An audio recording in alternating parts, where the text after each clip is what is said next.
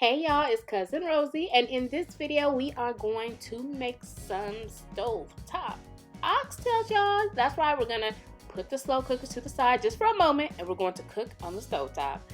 So to get started, I have my oxtails here. I trimmed most of the fat off, and then I tossed the oxtails in this large mixing bowl, and I'm going to drizzle on some olive oil. Next, you're going to sprinkle some seasoning salt. Now my seasoning salt has black pepper, as you can see, but not enough for my liking. So I'm going to add some more black pepper. Yeah, that's what I'm going to add.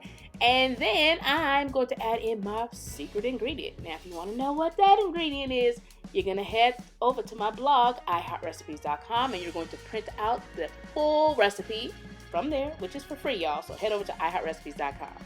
Now we're going to sprinkle in some red pepper flakes. And then we are going to toss the oxtails until everything is nicely coated with the olive oil and the seasonings, y'all. And once it is, we are going to head over to our stovetop.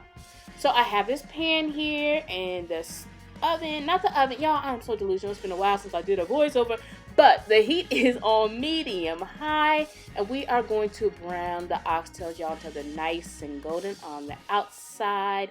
And again, you want to make sure you get all surfaces of the oxtail. So the sides, the backs, the fronts, you know, all that, okay? So while that is going, we're also going to add in some onion. Now I'm using yellow onion. If you want to use white, you can. And we're going to keep on cooking those oxtails until they are nice and brown, just like so.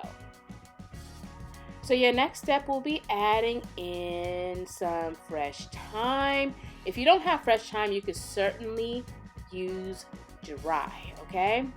So yeah, let me go ahead and toss in that thyme, and then we're going to move to the next step, which will be drizzling in some browning sauce. Now don't skip out on the browning sauce, y'all. It's really easy to find. You can find it in the seasoning aisle.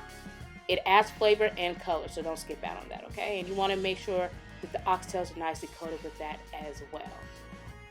So now I'm going to add in some garlic. I love lots of garlic. If you don't, you can use less, but you'll be cheating yourself, baby. Now we're going to add in some beef broth. Now if you add a beef broth, go ahead and use some vegetable. It will be just as good. I'm lying, it will be good, but not as good as beef broth. And then I'm going to add in some parsley. Now if you're not a fan of parsley, skip out on the parsley. You can do that, okay?